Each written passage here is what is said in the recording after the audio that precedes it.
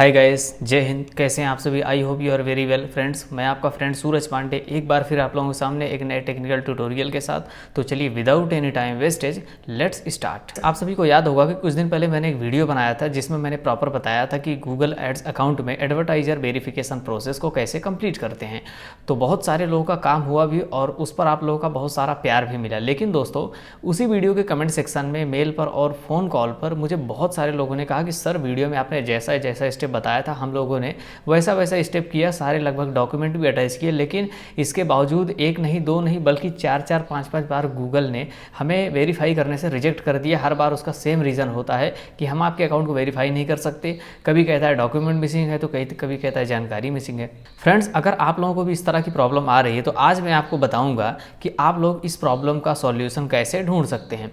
दोस्तों, किसी भी प्रॉब्लम का सॉल्यूशन ढूंढने से पहले हमें ये जानना जरूरी होता है कि उस प्रॉब्लम की जड़ कहाँ पे है। यानी कि अगर आपका गूगल एड्स अकाउंट एक दो नहीं, चार चार पाँच पाँच बार वेरिफिकेशन में फेल्ड हो रहा है, तो पता करना है कि आखिर क्यों फेल्ड हो रहा है। तो दोस्तों, जब भी हमारा Google ad account advertiser verification process को कंप्लीट नहीं करता और गूगल की तरफ से रिजेक्ट किया जाता है, तो उनकी तरफ से आपको एक मेल मिलता है। उस मेल में क्लियरली बताया रहता है कि आखिर उन्होंने आपके एड्स अकाउंट को क्यों रिजेक्ट किया।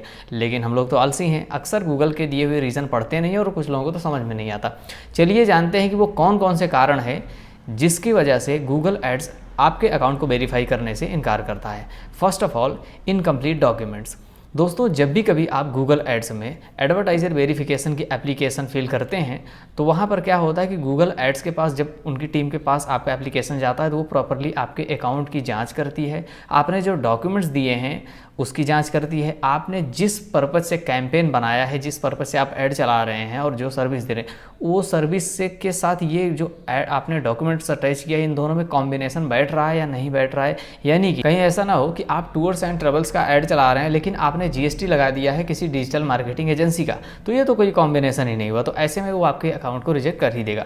दोस्तों, बी केयरफुल कि जब भी आप अपने अकाउंट को वेरिफिकेशन के लिए अप्लाई करें तो आप ये श्योर कर लें कि जिस पर्पज़ से आप ऐड चला रहे हैं, जिसके लिए आपने कैंपेन बनाया है, जो आपकी वेबसाइट है, उसके ही नाम से और उसी से रिलेटेड आपके डॉक्यूमेंट्स, चाहे पैन कार्ड हो, चाहे फिर जीएसटी हो, सीआईएन नंबर हो, या किसी भी तरह का जो डॉक्यूमेंट आप अटैच कर रहे हैं वो उसके साथ मैच होना चाहिए, अलग नहीं होगा।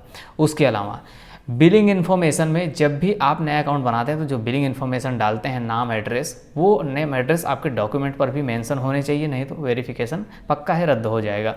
अब इसके बाद आता है दूसरा स्टेप, ये होता है इनकम्प्लीट इन्फॉर्मेशन। इनकम्प्लीट इन्फॉर्मेशन बहुत बड़ी मैटर चीज़ होती है। दोस्तों, आप सब ने देखा होगा कि जब आप एडवर्टाइजर वेरिफिकेशन के थर्ड स्टेप पे पहुंचते हैं तो वहाँ पर आपको एक बहुत लंबा चौड़ा फॉर्म गूगल की तरफ से दिया जाता है। उस फॉर्म के अंदर आपको अपनी डिटेल्स, अगर आपके अकाउंट को कोई डिजिटल मार्केटिंग हैंडल कर रही है तो उसकी डिटेल्स, और अगर आप खुद हैंडल कर रहे हैं तो एक बार फिर आपको अपनी डिटेल्स, आप क्या सर्विस प्रोवाइड कर रहे हैं, क्या आपके सर्विस प्रोवाइडर और क्लाइंट्स के बीच में कोई थर्ड पार्टी भी है जो कि सर्विस प्रोवाइड करने में मदद करता है, उसकी भी डिटेल्स, किन किन कंपनियों से आपका एग्रीमेंट है, ये सारी चीज़ें आपको वहाँ पर भर के फिल करनी पड़ती है। तो कुछ लोग दोस्तों बहुत ज़्यादा होशियार सियाणे बनते हैं, वो क्या करते हैं कि आधी अधूरी जानकारी देकर के भेजते हैं, यानी कि पूरी बात गूगल को नहीं बताते। लेकिन दोस्तों, गूगल का प्लेटफॉर्म बहुत ही ज़्यादा स्मार्ट, बहुत ही ज़्यादा चैप्टर है। वो ये आसानी से पहचान लेता है कि जो सर्विस आप प्रोवाइड कर रहे हैं वो सर्विस क्लाइंट और आपके बीच डायरेक्टली है या कोई थर्ड पार्टी भी शामिल है, किस तरीके से वो सर्विस दी जाती है उसे सब पता है, क्योंकि ऑलमोस्ट 99% डेटा उसके प्लेटफॉर्म पर पहले से ही अवेलेबल है। तो आप उससे झूठ नहीं बोल सकते। अब चलिए समझते हैं कि ये थर्ड पार्टी सर्विस प्रोवाइडर क्या होते हैं। फॉर एग्जाम्पल, मान के चलिए आप ऑनलाइन प्रोडक्ट सेल करते हैं और आपकी एक ई कॉमर्स वेबसाइट है, उसके लिए आप ऐड चलाते हैं। तो इसमें क्या होगा कि जब भी कोई आपके प्रोडक्ट को परचेज करेगा तो वो हो गया फर्स्ट पार्टी यानी क्लाइंट, और सेकंड पार्टी आप हो गए जो उस कस्टमर को आप प्रोडक्ट सेल करोगे। लेकिन थर्ड पार्टी यहाँ पर होगा आपका अपना डिलीवरी पार्टनर, जो कि आपसे प्रोडक्ट लेकर के उस कस्टमर तक डिलीवरी करने का काम करेगा। तो दोस्तों, इस तरह की जो सर्विसेज प्रोवाइड होती हैं जिसमें किसी थर्ड पार्टी सर्विस की ज़रूरत होती है, फॉर एग्जांपल एफिलिएट मार्केटिंग हो गया, टूर्स एंड ट्रेवल्स हो गया, लीड जनरेशन सर्विस हो गया, डिजिटल मार्केटिंग एजेंसी, ये सब थर्ड पार्टी जो है वर्क होते हैं। तो इनके बारे में जब भी आप कभी इस टाइप के ऐड वेरीफाई करवाने लगे तो आपको अपने साथ साथ उस थर्ड पार्टी कंपनी की डिटेल्स देना है जो आपके साथ शामिल होकर के आपके क्लाइंट को सर्विस देने में आपकी मदद कर रही है। मदद थोड़ी सी हो या ज़्यादा हो, उससे मतलब नहीं। तो इसके साथ साथ मैं आपको बता दूं दोस्तों कि सिर्फ इतना ही काफ़ी नहीं होता है। जब भी गूगल को आप ये जानकारी देने लगें कि कोई थर्ड पार्टी कंपनी क्लाइंट को आपकी सर्विस पहुंचाने में मदद कर रही है, तो उस कंपनी के साथ आपके जो एग्रीमेंट हुए हैं, ऐसे नहीं चलेगा कि आपने कह दिया हाँ इनसे है, मतलब उसका प्रॉपर एग्रीमेंट होना चाहिए। उस एग्रीमेंट को आप वहाँ पे अटैच करके भेज सकते हैं। गैस कुछ एफिलिएट मार्केटर का कहना है कि हम कहाँ से एग्रीमेंट लाएं, मान के चलिए हम किसी कंपनी के प्रोडक्ट को सेल करवाएं तो एग्रीमेंट कहाँ से लाएं।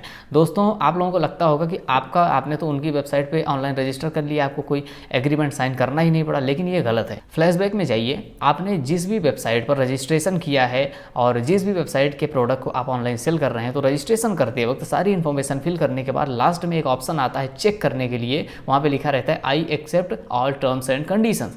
आपने उस टर्म्स एंड कंडीशन को पढ़ा ही नहीं, बस चेक करके ओके कर दिया, लेकिन ये बहुत बड़ी गलती होती है। उस टर्म्स कंडीशन पर क्लिक कीजिए, पढ़िए भले ही नहीं, लेकिन Ctrl+P दबा के सारे पेजेस का प्रिंट आउट निकाल लीजिए, क्योंकि वो बहुत इंपॉर्टेंट एग्रीमेंट होता है, वही चीज़ गूगल को चाहिए होता है। तो आप जब भी एफिलिएट मार्केटिंग का काम करते हैं, तो जब भी किसी वेबसाइट पर जाकर रजिस्ट्रेशन करें, उनके प्रोडक्ट को आप सेल करना चाहते हैं, तो वहाँ पर रजिस्ट्रेशन करते वक्त टर्म्स एंड कंडीशन को ओपन करके एक बार पढ़ें। अगर नहीं भी पढ़ रहे हैं तो कोई बात नहीं, लेकिन उसका प्रिंट आउट पेजेस निकाल करके अपने पास रख लें। इसी को अटैच करेंगे तो आपका गूगल अकाउंट वेरीफाई हो जाएगा।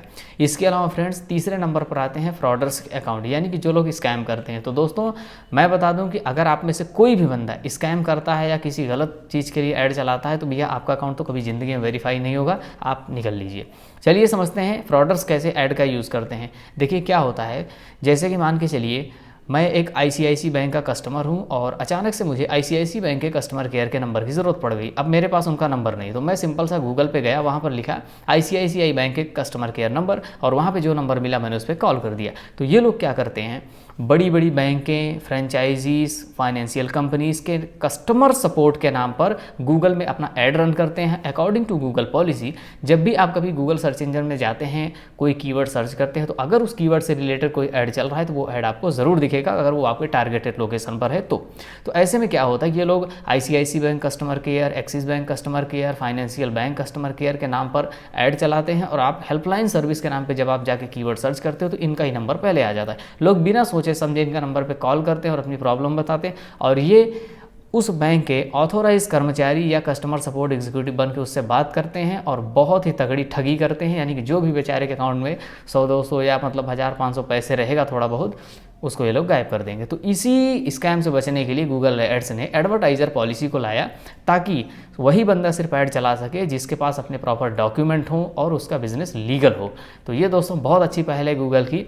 तो दोस्तों मैं आशा करता हूं कि अब आपको अच्छे से समझ में आ गया होगा कि आपका गूगल एड्स अकाउंट क्यों नहीं वेरीफाई हो रहा है। तो इसके बेस पर आप ट्रबल शूट कीजिए कि आखिर प्रॉब्लम क्या है। और दोस्तों अगर बहुत सारे काम करने के बाद भी अगर आपकी प्रॉब्लम फिक्स नहीं हो रही है, तो इस वीडियो के डिस्क्रिप्शन में मैंने एक लिंक दे रखा है। लिंक है दोस्तों वेब सॉल्यूशन कंपनी का, और उस पर जाइए और उनके ऑथोराइज सपोर्ट एग्जीक्यूटिव से बात कीजिए और अपने अकाउंट को वेरीफाई करवाइए। 100% कंसल्टेशन फ्री है और आपकी पूरी हेल्प होगी और आपका अकाउंट वेरीफाई हो भी जाएगा। चलिए मिलूंगा फिर किसी और ऐसे ही कंटेंट के साथ, तब तक के लिए जय हिंद, वंदे मातरम।